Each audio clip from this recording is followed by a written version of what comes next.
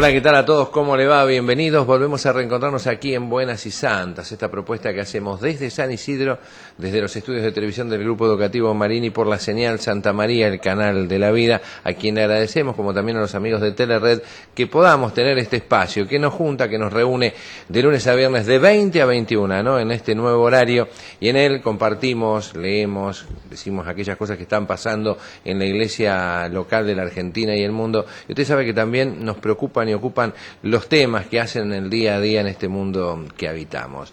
Hoy es día miércoles 17 de noviembre de 2010 y los miércoles es un clásico ya de más de un mes y tengo la suerte de estar presentando a este amigo, el padre Juan Carlos Gil, que nos viene una vez más a hacer buena compañía. ¿Cómo le va? ¿Qué tal? Muy bien. ¿Cómo le va? ¿Cómo está su salud? Que me dijeron que andaba ahí medio... Estamos, hay que...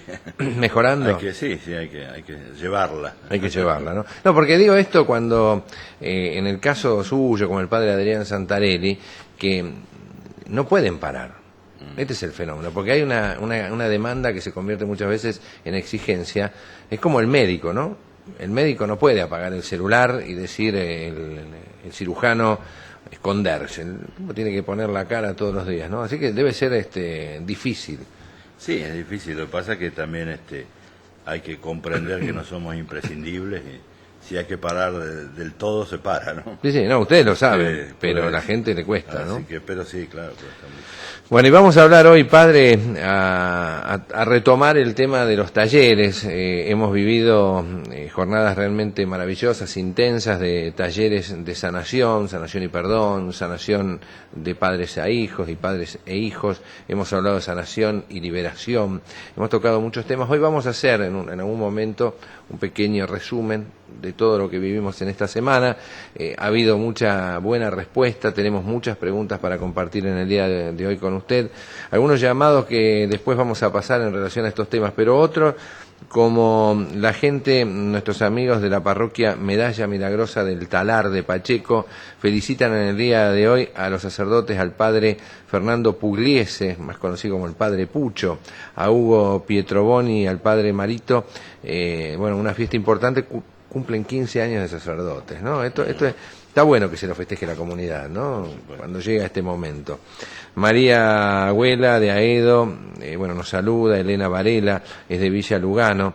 Tiene a su yerno en silla, le voy a preguntar y le pido su opinión. Tiene a su yerno en silla de rueda y este hombre no quiere vivir, tiene más ganas de vivir y temen de que haga algo. Se llama Adolfo. ¿Qué se le puede decir a una familia que tiene una persona en situación de discapacidad con la angustia total de no querer vivir? ¿Qué se hace? ¿Con qué se acompaña, no? Y yo creo que es muy difícil. Lo importante es, desde el punto de vista de la familia, el acompañamiento desde el respeto de lo que le está pasando, ¿no? Es decir, no tanto como de querer invadirlo con lo que uno quiere, porque a veces pasa que uno le quiere transmitir al otro lo que uno quiere que el otro haga, y el otro no lo puede hacer. Entonces yo creo que lo importante es el acompañamiento desde lo que le está pasando a él, comprensión, saber que están ahí, la presencia, y después, bueno, buscar los caminos para que él pueda así abrir su corazón y empezar a ver otra realidad.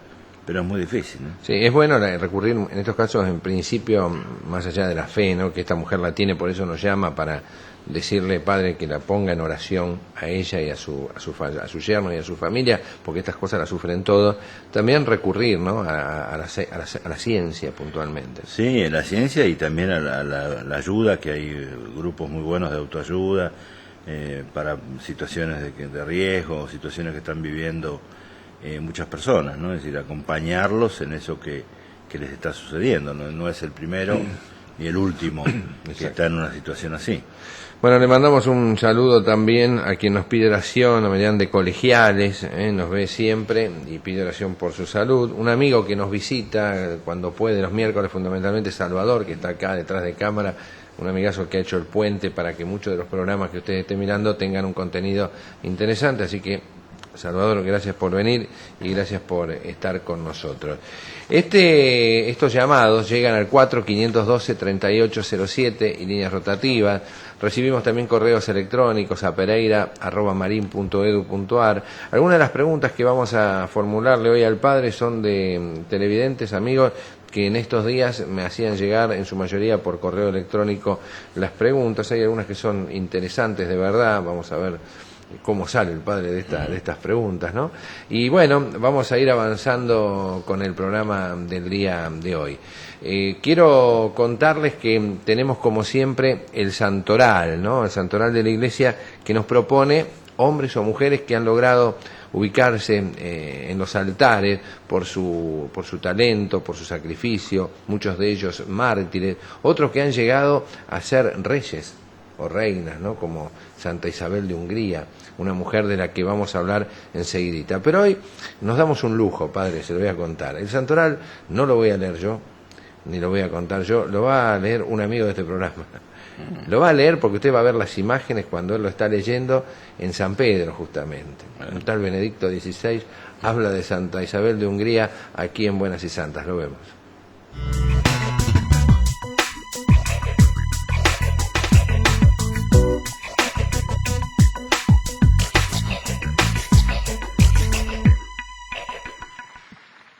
Queridos hermanos y hermanas, hoy quisiera hablaros de Santa Isabel de Hungría, que nació en 1207. Tras vivir los primeros años en la corte húngara, fue entregada en matrimonio a Luis de Turingia. La vida de esta santa es un verdadero ejemplo de servicio para todos los que tienen responsabilidades de gobierno. Ella practicó asiduamente las obras de misericordia y dio un testimonio claro de cómo la fe y el amor hacia Dios y el prójimo fortalecen la vida familiar y hacen aún más profunda la unión matrimonial. Isabel, en su vida espiritual, encontró apoyo en los frailes menores y a partir de aquel momento hizo más decidido su seguimiento de Cristo pobre y crucificado. Al morir, su esposo renunció a todas las vanidades del mundo y construyó un hospital en el que sirvió a los enfermos, pobres y lisiados. Murió en 1231. Fue canonizada por Gregorio IX y declarada patrona de la Tercera Orden Regular de San Francisco y de las órdenes franciscanas seculares. Saludo cordialmente a los peregrinos de lengua española, en particular a los miembros de la Cofradía Escolopia de Santísimo Cristo de la Expiración y María Santísima del Mayor Dolor de Granada, a los fieles de Alcobendas, a los oficiales del curso de Estado Mayor de la Academia Aérea de Ecuador, así como a los demás grupos provenientes de España, México y otros países latinoamericanos. Que la figura de Santa Isabel de Hungría, modelo de caridad, nos inspire también a nosotros a un amor intenso hacia Dios, hacia el prójimo. Muchas gracias.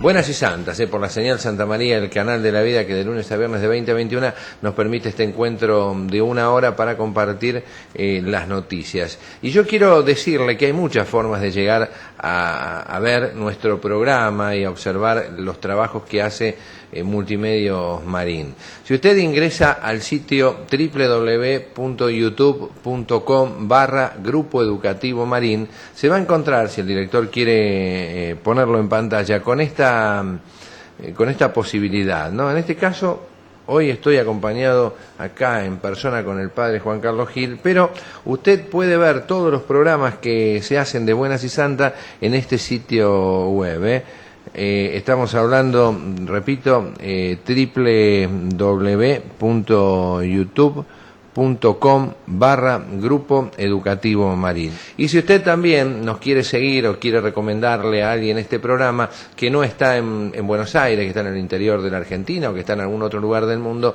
por internet nos puede ubicar en tiempo real, en el mismo momento que sale este programa, en www.telered.com.ar, y al pie de página encontrará un cuadrito que dice Señal Santa María en vivo.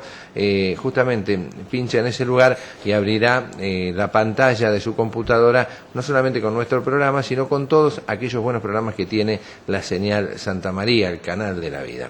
Bueno, padre, vamos a entrar, si a usted le parece y me permite, hablar sobre la sanación. Hay muchas preguntas, pero antes que nada, en esta semana hay talleres de los que estamos hablando que ofrece la Arquidiócesis de Buenos Aires y que nos dicta el padre Gil. Yo lo voy a decir y después lo voy a repetir para que la gente no se desespere. Vamos a hablar que estos talleres de liberación hablan del conocimiento del mal y cómo manejarnos, ¿no?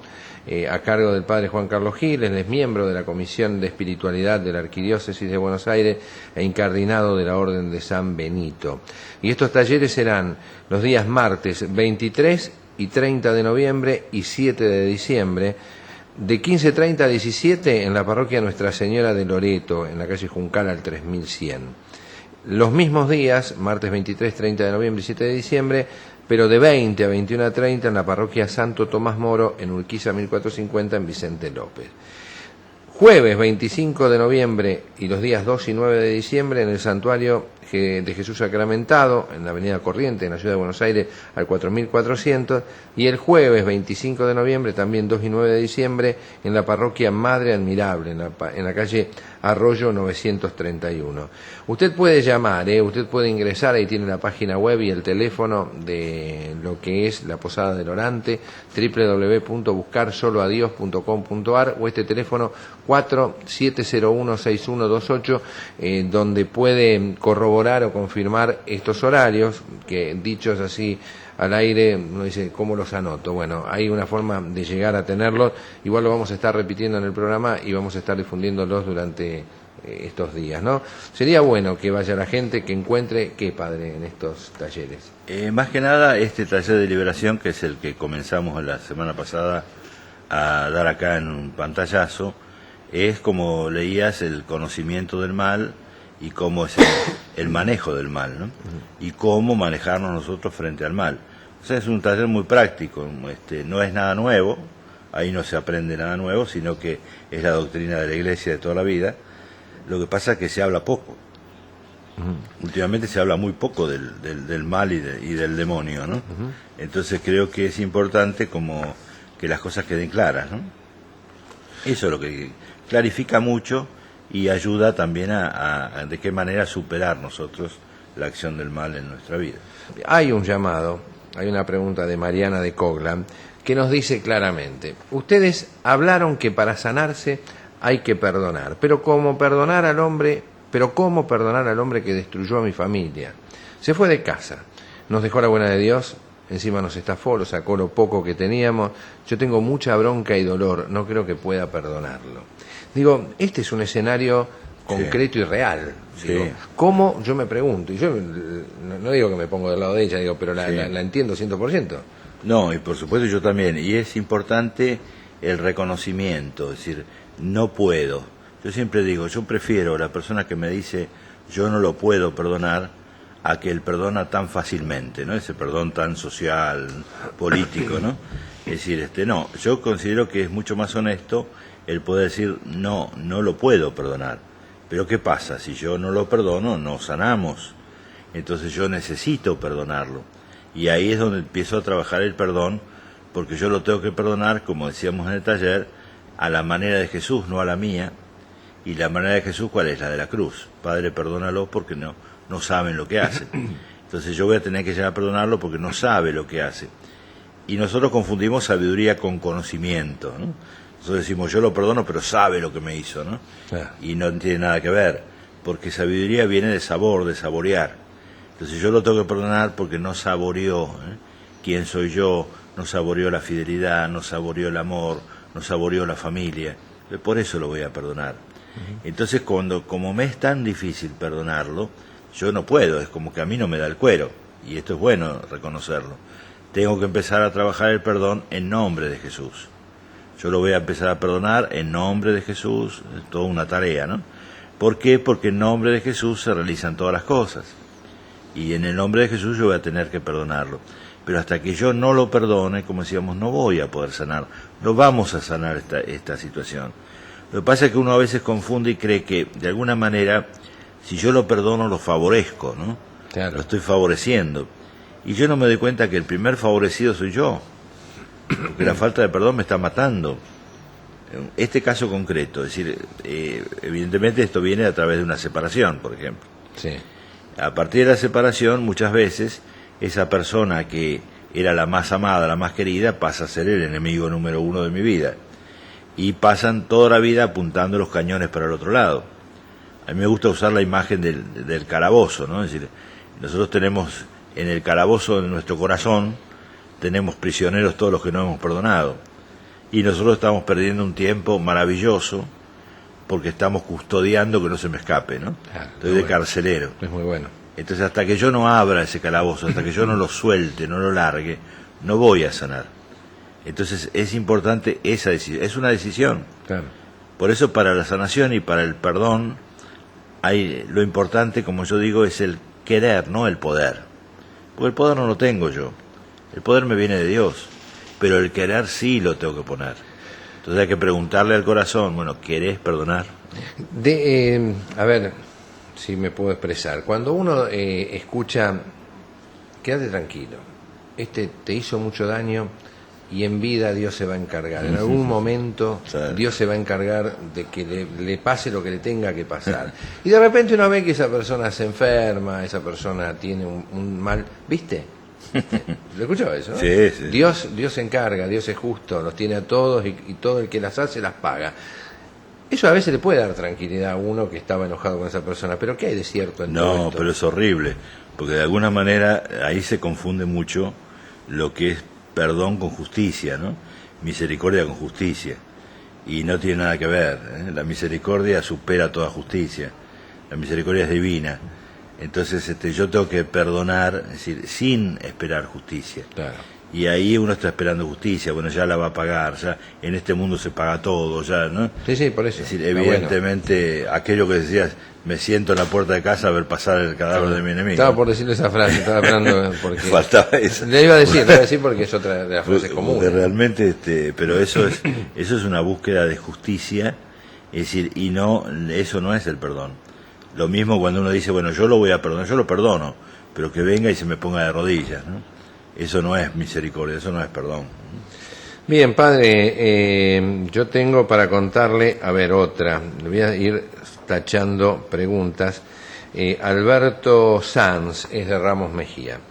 Tenemos una vecina que practica el umbandismo y cosas raras que pasan en este barrio y en su casa puntualmente. Estamos con miedo, tenemos que tener alguna actitud, pregunta, para enfrentar sus locuras. ¿Puede dañarme a mí o a alguno de mis familiares con sus poderes si es que lo tiene? Y yo me animo a decirle, oiga, mujer, a ver, baje la música, mate menos gallina, haga menos sacrificios porque me perturba la vida normal, ¿no? Yo me lo imagino, cuando es más extenso el mail, ¿no? Pero me lo imagino usted, medianera de por medio, patio en el fondo y todas estas ceremonias que a uno le meten miedo, ¿no? ¿Qué hace una persona con esto? Claro, acá lo importante, yo lo decía en el otro programa, como existe el bien, existe el mal, como existe la posibilidad de bendecir a una persona, existe la posibilidad de maldecir a una persona.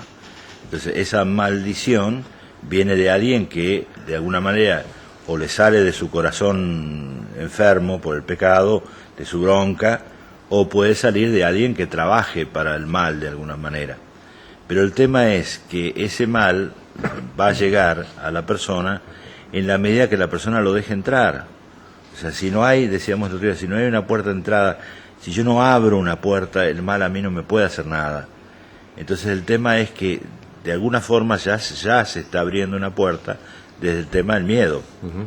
Si yo tengo miedo de que me va a pasar algo, yo le estoy dando credibilidad a la persona. Entonces, ¿por qué tiene poder de alguna manera esa persona? Porque nosotros se lo damos.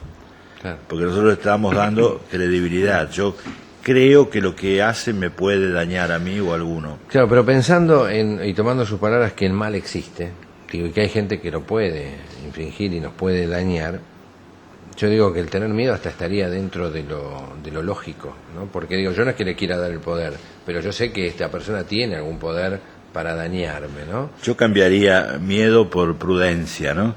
Es decir, porque miedo no puedo tener, porque el mal ya ha sido vencido. Jesucristo venció el mal está vencido. O sea, nosotros lo tenemos que vencer en lo concreto, en lo que nos toca actuar, movernos. Pero si yo sé que Jesucristo venció el mal, evidentemente yo no puedo tener miedo. Yo lo que puedo tener es prudencia, en el sentido de, bueno, cómo me manejo frente a todas estas cosas. Pero evidentemente esa prudencia no pasa por el poder de lo malo que me puedan hacer, sino por otras cosas. Tengo que ser prudente, como decías, porque si yo voy y le grito que baje la música, capaz que terminamos peor. Claro. Entonces tengo que ser prudente en esas cosas, pero no en el tema de la credibilidad. La credibilidad es, si yo evidentemente creo positivamente que Jesucristo venció el mal, que está vencido, que yo lo venzo de su mano, yo no tengo que tener miedo. Y si yo tengo miedo, estoy dando credibilidad, estoy dudando, y por la duda entra todo este mal, ¿no? Bien, pasamos a otra, padre Miguel de José Cepaz, usted que trabaja mucho con la oración, en estos talleres, en esta posada del orante. Miguel dice que él sabe que la oración es importante, pero pregunta, ¿cómo rezar para romper con lo monótono? Me aburro, no encuentro espiritualidad, no siente que le llega porque se siente repitiendo lo que aprendió de chiquitito. Padre nuestro que estás en los cielos, Dios te salve María, creo en Dios Padre Todopoderoso, amén, y me duermo. Ahora me pregunta, yo entiendo que después de todo lo que ustedes hablaron acá, me decía Miguel, yo tengo que sanarme, y la oración ustedes dijeron que es un elemento. ¿Qué se reza para sanarse y cómo se reza? Porque yo creo que tenemos un problema que es esto, y a mí me he caído en ese muchas veces, ¿no? Uno ha acomodado y armado la oración clásica, cotidiana, monótona y aburrida, y cumple un trámite, ¿no? Yo creo que lo importante acá, tanto para la sanación y para toda mi relación con Dios, es ir cambiando o ir buscando el camino de comunicación con Dios, de diálogo, porque la oración es un diálogo, la oración es dialogar con. Entonces yo a través de la oración dialogo con Dios, dialogo con el amado. Entonces en la medida, primero, para poder dialogar también tenemos que ir conociéndonos, ¿no? Entonces qué importante es el conocimiento, ¿no? Conocer cada vez más con aquel que estoy dialogando, estoy hablando, que él me conoce perfectamente, y dejarme conocer, abrirme a Dios plenamente. Y en esa oración se va a ir convirtiendo en un diálogo, y en un diálogo muy intimista, un diálogo muy personal. Yo creo que lo importante es que nuestra oración sea una oración personificada, personal, ¿no? Un diálogo con un Dios persona, con un Dios que me ha creado, un Dios que me ha redimido, me ha salvado, un Dios que me santifica. Y bueno, yo tengo que entrar en un diálogo muy, muy personal con Él, muy familiar si se quiere, y de esa manera también yo voy a ir cambiando mi manera de orar.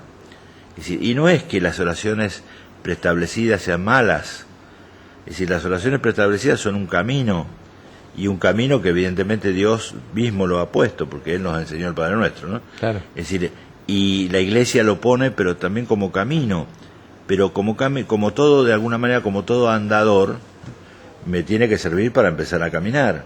Correcto. Cuando yo me siento más fuerte y tengo que empezar a largarme más solito, podríamos decir. Y largarme solito significa hablar con Dios. Claro, en definitiva es eso, ¿no? Esa es la oración, el dialogar. Y en la oración de sanación, por eso la oración de sanación es un diálogo, como yo lo digo en los talleres, es ir de la mano de Jesús por toda mi vida, pidiéndole que me muestre las heridas para poder sanarlas. Y esto, si no se hace en un diálogo muy personal, muy íntimo, no se puede. ¿Sabe qué, padre? Hay más preguntas para hacerle, pero me pide la producción que retomemos, porque a lo mejor no queda tiempo y dejaremos las preguntas para el final, el punto donde habíamos quedado en el último taller sobre sanación y liberación. Sí. ¿No?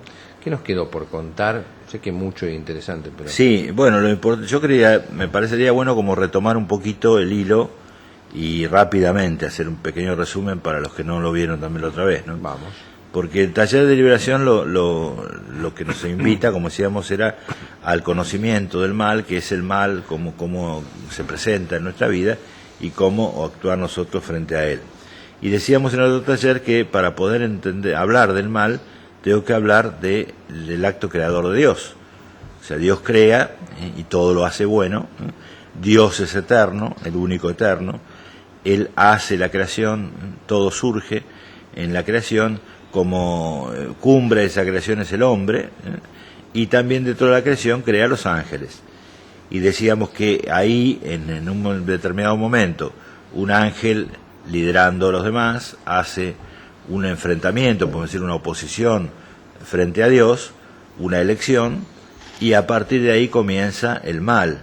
O sea, a través de lo que conocemos por la tradición y por la Iglesia, el ángel caído, ¿no? Entonces ahí comienza el mal, donde surge Satanás, diablo, demonio, Belzebú, como tantos nombres que tiene, pero surge de ahí, del ángel caído. O sea que el mal, tiene que quedar muy claro que el mal no es eterno, el único eterno es Dios. El mal tiene un origen, y el origen que tiene es en esta decisión. Por eso toda acción del mal tiene que pasar por una elección, porque el origen del mal fue una elección. Entonces el mal, para que se pueda manifestar en la vida de alguna persona, tiene que haber una elección previa, si no, no existe. No existe. No.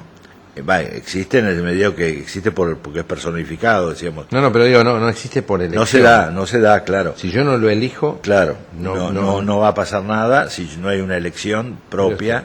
Es decir, que puede ser, como decíamos el otro día, abierta, directa o solapada, ¿no? Es decir, pero el demonio me puede elegir él a mí. Sí, pero si yo no dejo entrar, si yo no doy no hago mi elección, no va a pasar nada. O sea, el demonio también persiguió a los santos muchísimo, y que no pudo hacer nada. Claro. Y fueron los más perseguidos. Entonces eso no interesa, no importa la persecución que pueda haber, no interesa. Acá lo que importa, por eso cuando la pregunta que hablábamos de lo que me puede hacer esta otra persona que está trabajando en el mal, es decir, si yo estoy totalmente seguro y convencido que estoy de la mano de Dios y nada más, no me van a hacer nada por más que bailen a mi alrededor. Entonces yo creo que por ese lado tiene que haber una certeza. Ahora, el mal, el demonio, empieza a partir de esta decisión, de esta toma de alejarse de Dios, de enfrentarse a Dios, empieza su acción. ¿Y su acción cuál es? La búsqueda del hombre. Va a buscar al hombre permanentemente. Es decir, hay una cosa interesante, que algunos teólogos dicen que lo que irritó, lo que molestó al ángel caído fue la encarnación del Verbo. O sea, cuando Dios decidió que su Hijo se encarne en el hombre, en nuestra naturaleza, en nuestra condición humana. Y dice que esto, y evidentemente no está mal, ¿por qué? Porque si ellos eran seres superiores a nosotros, más inteligentes, y Dios elige el hombre, es decir, puede ser que los haya irritado.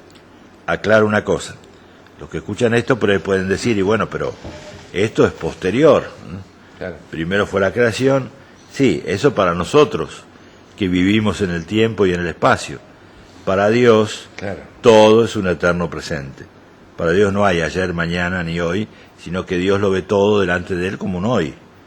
Entonces ese acontecimiento, los ángeles igual, entonces ese acontecimiento podía ser el que irritó al ángel caído. Pero a partir de ahí comienza la búsqueda del hombre.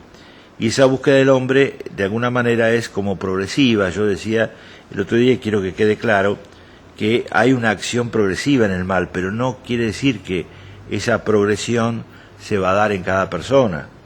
No es que cada persona va a llegar de lo mínimo a lo máximo, sino que para explicarlo, el demonio tiene una primera acción y una máxima. Lo primero que va a hacer el demonio es lo que conocemos perfectamente a través de la Iglesia y de la tradición, que es la tentación. Jesús mismo se somete a la tentación. Por supuesto que no cae, pero se somete a la tentación para que nosotros también aprendamos. Y lo primero que es la tentación, el demonio tienta, pero ¿para qué me tienta? Y para que yo pueda tomar una elección y caer en pecado, elegir, ¿no? Elijo y caigo, ¿no? Es decir, Y en la tentación vienen las primeras, a través de la tentación, las primeras acciones del demonio, que son la influencia y las dependencias. O sea, me empieza a influenciar para que yo tome decisiones y a depender. Yo empiezo a depender, es decir, no solamente que caigo en mi pecado, sino que empiezo a depender de él, ¿no? Por ejemplo, el caso del vicio, ¿no? Es decir, y esto es lo primerito que hace, ¿no? Y lo que lo vemos muy común y lo vemos nosotros mismos. Nadie está libre de la tentación. Correcto. Nadie me puede decir que no ha caído en pecado. Entonces, evidentemente, ahí se ve la primera acción del demonio. A partir de ahí viene una acción mayor, como decíamos. La siguiente era la atadura espiritual, ¿no? La atadura espiritual es una sensación, como la palabra lo dice, de que el demonio me está atando, estoy perdiendo libertad, ¿no? ¿Y por qué me ata? Me ata a él y sus circunstancias. ¿Por qué? Porque me quiere desatar de Dios. Lo decíamos el otro día, la palabra religión, el hombre religioso, nosotros somos hombres y mujeres religiosos, la palabra religión viene del latín religare, atarse. Entonces el hombre naturalmente y por vocación se ata a Dios. Uh-huh. Y el demonio quiere que yo no me ate a Dios. Entonces me ata a él, me desata de Dios. Entonces esa atadura espiritual es esa sensación que el hombre tiene, que tenía también, como decíamos, signos para poder más o menos entenderla, y el signo más claro era el Dios impersonal, ¿eh? Cuando la persona empieza a perder su relación con un Dios personal y se va hacia el Dios energía, ¿no? Es decir, también cuando se pierde, se aleja de los sacramentos, ¿eh? Es decir, cuando se deja de dar testimonio. Bueno, todos son signos que pueden ir marcando que la persona está en una atadura. A partir de ahí, lo estoy haciendo muy rápido, pero porque mejor. Queremos llegar al tema de hoy, ¿no? A partir de ahí venían acciones, podemos decir, más fuertes, es decir, y ahí ya empezamos a hablar de presencia, porque el demonio puede obrar desde afuera, todo esto que estamos hablando, o desde adentro, es decir, haciéndose presente en el hombre. Esa presencia requiere, como también lo dijimos hoy en unas preguntas, requiere una puerta de entrada. O sea, el demonio no puede hacerse presente en la vida de una persona si no hay una puerta de entrada que lo facilitó. Y esa puerta de entrada la abre la persona. Se puede abrir, como decíamos, deliberadamente, porque hice un pacto demoníaco, o porque la abrí circunstancialmente, por una vieja herida no sanada, es decir, por muchas causas que pude haber, un vicio en el que entré psicológicamente, pero que bueno, después permitió esto, es decir, pero tiene que haber una puerta de entrada, y a partir de esa puerta de entrada se da lo que la teología llama la infestación. La persona es infestada por esa presencia del demonio. Entonces, esa infestación del demonio también va a tener signos más o menos visibles para poder sospechar. Acuérdense que yo decía, nunca hay que afirmar, siempre hay que sospechar. Hay que hacer siempre un discernimiento objetivo, o sea, de un profesional, porque hay muchos casos que son muy parecidos, podemos decir a simple vista, con una patología psicológica, psiquiátrica, ¿no? Entonces hay que distinguir muy bien todo esto, pero una vez que se hace ese discernimiento, se pueden ver algunos signos, y decíamos que los signos de esa presencia, el otro día decíamos que era la búsqueda de poder, ¿no? Pero la búsqueda desmedida de poder, ¿no? Decíamos que la búsqueda de poder de alguna manera está en todo hombre, pero esa búsqueda desmedida de poder podría ser un signo de esa infestación o de esa presencia. A partir de ahí venían los grados de presencia, que son 3. El primer grado de presencia es la opresión, el segundo la obsesión y el tercero la posesión. El primer grado, en la opresión, como la palabra también lo dice, la persona se siente oprimida. Hay una opresión realizada por la acción del demonio en su vida que lo está oprimiendo frente a las cosas que va haciendo.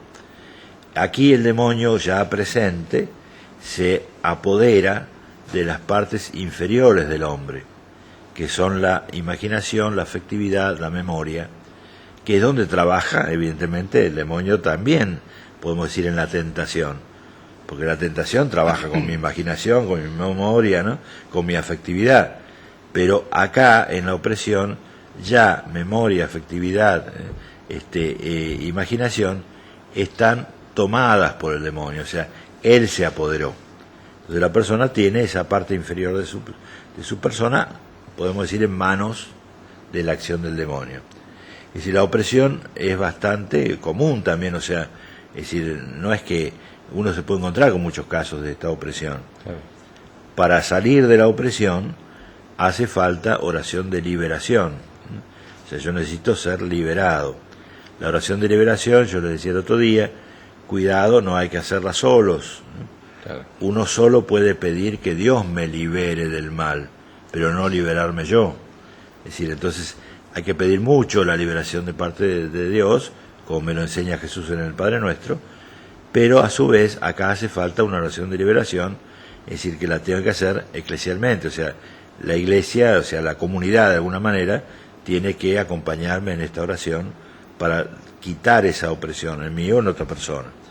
La obsesión era el segundo grado de presencia, donde tiene que haber algún acontecimiento, que sucedió algo fuerte, podemos decir así, a través de lo cual el demonio, además de oprimirme, me va a hacer caer en una obsesión sobre algo o alguien. O sea, la persona queda obsesionada, podemos decir, en esto. ¿Y qué pasa acá? En la obsesión están tomadas las partes inferiores, imaginación, memoria y afectividad, pero están ejerciendo mucha presión sobre las partes superiores, que son la inteligencia, la razón y la voluntad. Está bien. El hombre maneja inteligencia, razón y voluntad, pero están perturbadas, claro, por la presión que ejerce esta parte inferior. Para la obsesión, evidentemente, hace falta también oración de liberación, y yo me animo a decir ya de manera más eclesial, o sea, con la presencia del ministro ordenado, ¿no? Las otras puede hacerla un grupo de oración, la comunidad, no hay problema. ¿Y ahora nos queda? Y ahora nos queda el tercer grado, que es la posesión. Ese es un tema interesante, ¿no? Claro. Porque que muchos estaban esperando y llegamos al punto del otro día, ¿no? Claro, ahí dejamos el otro día, ¿no?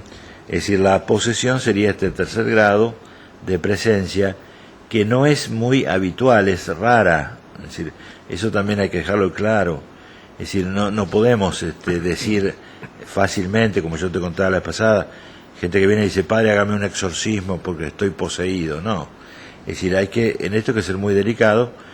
Por supuesto que la posesión existe, pero hay que ser muy delicado en verla y en diagnosticarla. Acá hace falta, evidentemente, la iglesia. Y en la posesión, el demonio ya se ha hecho cargo de todo, ¿no? Claro. O sea, en las anteriores, como decíamos, se ha apoderado de la parte inferior del hombre y perturba la parte superior. Claro, pero en la posesión ya no. En la posesión ya mi parte inferior está totalmente tomada por él, y la inteligencia, voluntad y la razón están bajo el dominio del demonio. ¿Y cuáles son los síntomas, no? Porque digo, uno imagina, a ver, por ejemplo, yo digo, lo viví, le digo personalmente, jugar a la copita. Sí. Uno dice, bueno, yo tengo juego de la copita o hago algunas otras prácticas entre amigos y demás, nos divertimos, pero en algún momento vemos que algunas de esas cosas se producen, que no son fruto solamente del juego que nosotros hacemos. Alguno que se pone más nervioso, otro que dice, chicos, la cortamos, y bueno, hubo experiencias que fueron muy fuertes que mostraba que había... Es verdad, pasan cosas... Sí, pero cuidado, no hay que decir, toda práctica que me pueda ayudar no significa que esto va a suceder. Claro. Por eso yo en esto digo, ni siquiera el haber ido a una secta demoníaca. La persona puede ir a una secta demoníaca y no estar poseído, pero sí pueden haber pasado otras cosas. Por eso lo importante es no ir directo a la posesión, porque la persona que jugó con la copita y bueno, tal vez tuvo alguna de estas otras cosas que hablamos antes, pero no necesariamente la posesión. Por eso digo, la posesión es un caso extremo que hay que verlo, pero es importante, antes de entrar con los síntomas, hay algo importante en esto. Yo te decía que el demonio se ha apoderado de toda la persona, de mis partes superiores también, inteligencia, voluntad y razón. Pero hay algo, un ámbito que no puede ser tocado por el demonio. Y es ese ámbito interior del hombre donde está la presencia de Dios. A mí me gusta decir, es como esa semilla de Dios que puso en cada uno. Ese ámbito no puede ser tocado por el demonio. Y esto es lo que permite también la recuperación de la persona. Porque si no, si a mí me dice, bueno, lo tomó totalmente, ¿cómo lo recupero esta persona? Y esta persona es recuperada a través del exorcismo, que ahora vamos a hablar. Pero ¿por qué el exorcismo puede recuperar a esa persona? Porque está ese ámbito, que es el ámbito exclusivo de la presencia de Dios. Fíjate una cosa interesante, muchos habrán visto varias películas de estas, Exorcista 1, 2, 3, sí. ¿no? En esas películas hay cosas que son fantasiosas, ¿no? Propio de película, pero hay otras no, que son reales, pues estuvieron bien asesorados seguro el que la hizo, ¿no? Y hay algo que se repite mucho en estas películas, es cuando el exorcista, el sacerdote que va a hacer el exorcismo con esa persona que está totalmente poseída, tomada, hay momentos donde la persona pide ayuda, donde la persona está pidiendo ayuda, donde la persona hay como un rescate, podemos decir así, y eso es lo que permite hacer este rescate, ¿no? Es decir, ese ámbito que es únicamente exclusivo de Dios. Entonces, eso por un lado. Por otro lado, me preguntabas los síntomas de alguna manera. Yo siempre insisto, y hasta el cansancio, tiene que haber un buen diagnóstico de todas estas cosas, y el diagnóstico tiene que ser objetivo y eclesial, carismático. El objetivo es el del profesional, porque hay muchos casos de estos que uno sospecha o cree que son temas demoníacos y son temas psiquiátricos. Entonces yo tengo que ver, es decir, porque hay momentos psiquiátricos donde una psicosis, en donde la persona pierde totalmente su yo, es decir, eso no tiene nada que ver con el demonio, sino que es un problema de desintegración de su propio yo, ¿no? Claro. Entonces también eso hay que distinguirlo, y eso me lo puede decir un profesional. Pero después de haber hecho este discernimiento, vamos a encontrarnos, decíamos, con los síntomas que puede tener una persona que está poseída. Los síntomas de posesión son 3. El primero es el desarrollo excesivo de las fuerzas físicas, o sea, la multiplicación de las fuerzas físicas. El segundo, el hablar lenguas desconocidas. Y el tercero, el conocimiento oculto, o sea, el conocimiento de la mente de otro, el conocimiento oculto de alguien, ¿no? Esos serían los 3. Pero ¿qué pasa? Para poder sospechar que hay posesión, tienen que haber 2 de estos 3 por lo menos. ¿Por qué? Vamos uno por uno. A ver. La multiplicación de las fuerzas físicas también puede ser consecuencia de un problema psiquiátrico. Sí, uno ve porque una persona que está... Todos tenemos la imagen de que los muchachos estos de blanco vienen a buscarlo y entre 3 o 4 no lo pueden. Un flaquito así no lo pueden agarrar entre 4. Claro. Porque también hay problemas psiquiátricos, psicológicos que desarrollan la puerta física. Ese solo no me basta. Es decir, el otro, ¿cuál es? Hablar lenguas desconocidas. Aclaro que no es lo que generalmente se conoce en la renovación carismática como hablar lenguas, ¿no?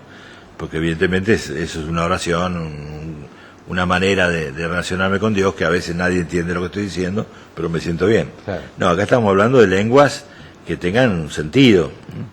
Si, por ejemplo, una persona que se pone a hablar griego antiguo de golpe, pero perfectamente bien, es decir, cosas así. Pero ¿qué pasa? Eso también puede tener otro origen. Porque como decíamos hoy, que vos me lo decías, la capacidad de la mente humana, que el hombre no desarrolla nada de lo que está razonando. Imagínate que, supongamos, esa persona vino de bebé en un barco rumano, qué sé yo, y ahora, después de 30 años, 40, se pone a hablar un rumano perfecto.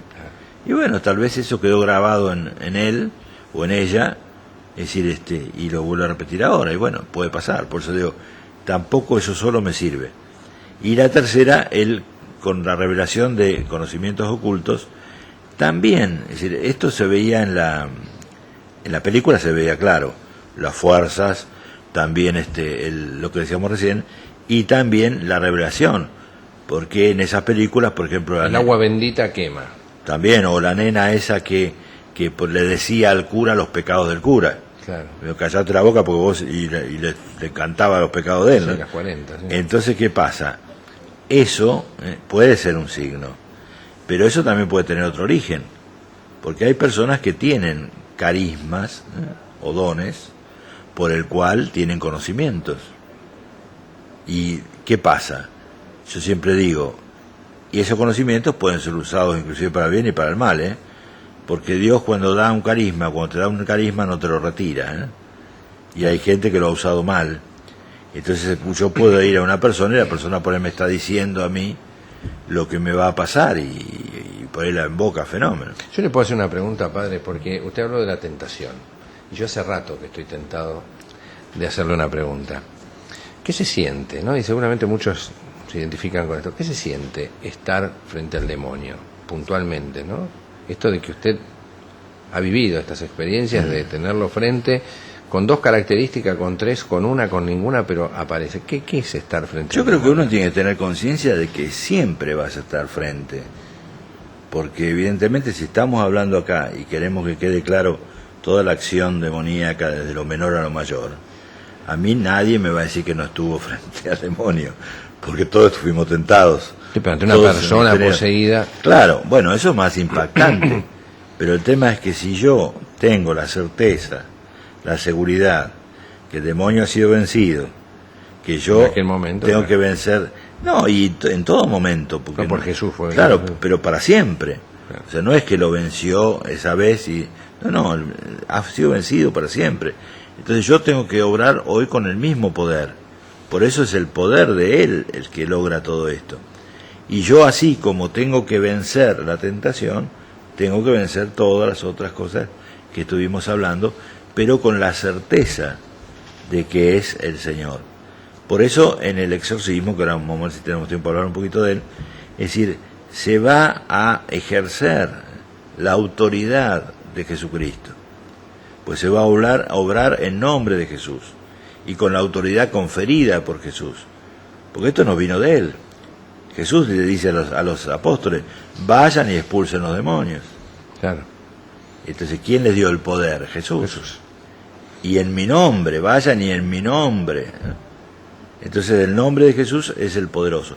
Por eso también, cómo usar de alguna manera también las armas, cómo obrar en nombre de Jesús.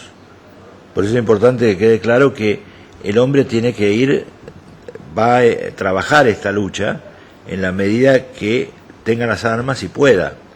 La tentación con el combate espiritual, la oración de liberación para los otros casos, pero llega un momento donde no puedo, yo necesito de la autoridad de Jesucristo y de la Iglesia, y ahí por ejemplo en este caso concreto con el exorcismo.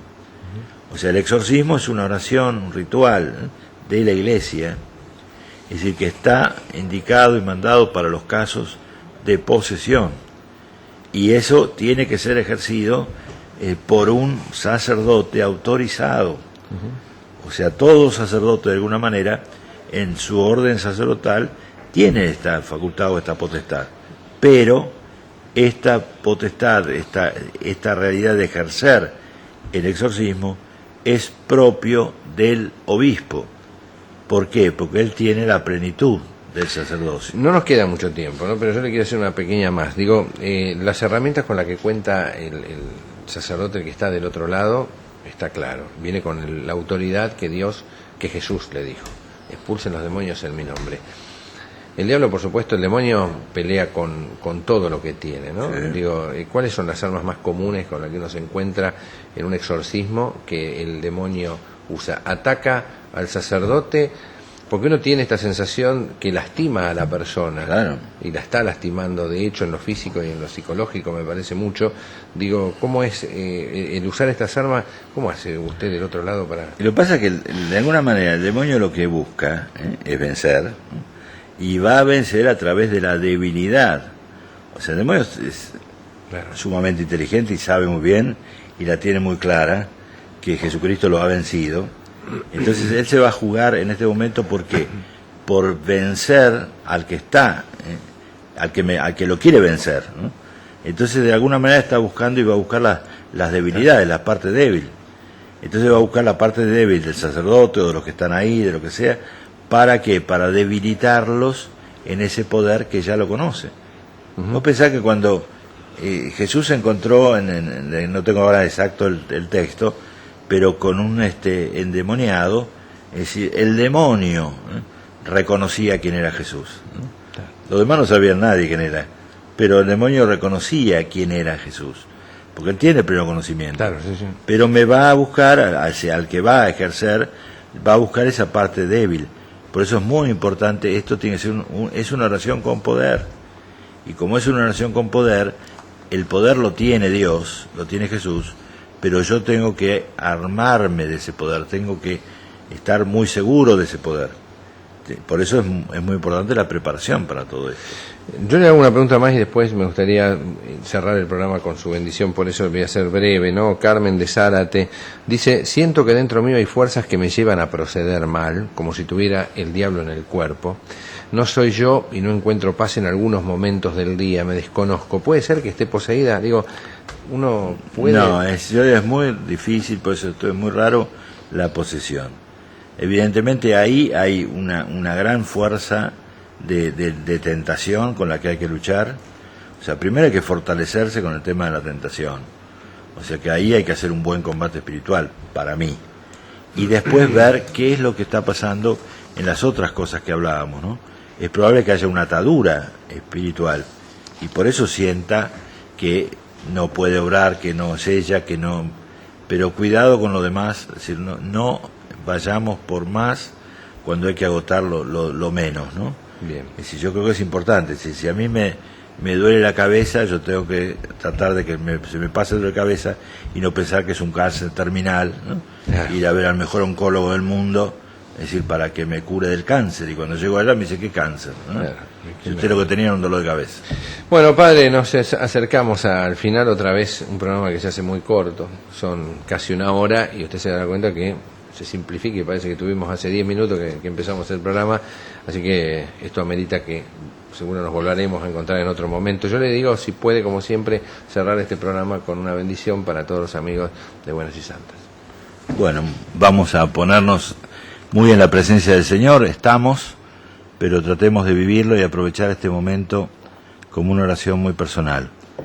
Y hoy especialmente queremos pedirle al Señor que nos regale toda su gracia y su don de liberación, ya que hay muchas situaciones en nuestra vida de las cuales nos queremos liberar con el poder del Señor, fortalecernos frente a las tentaciones y también poder liberarnos de todas aquellas ataduras que podamos tener en nuestra vida. Por eso, Dios y Padre bueno, te pedimos que derrames tu bendición abundante sobre cada uno de estos hijos tuyos que hoy están siguiendo este programa, por todas y cada una de sus situaciones que hoy tendrán que ser desatadas en su vida personal. Te pedimos también que nos regales toda la gracia y la fuerza de tu bendición para poder reforzar ese combate espiritual frente a la tentación del mal. Libéranos, libera a cada uno de nosotros, a nuestras familias. Te pedimos que derrames toda esa bendición y esa liberación sobre cada uno de nosotros, nuestros hogares y muy especialmente por nuestra patria. Bendícenos en el nombre del Padre, del Hijo y del Espíritu Santo. Amén.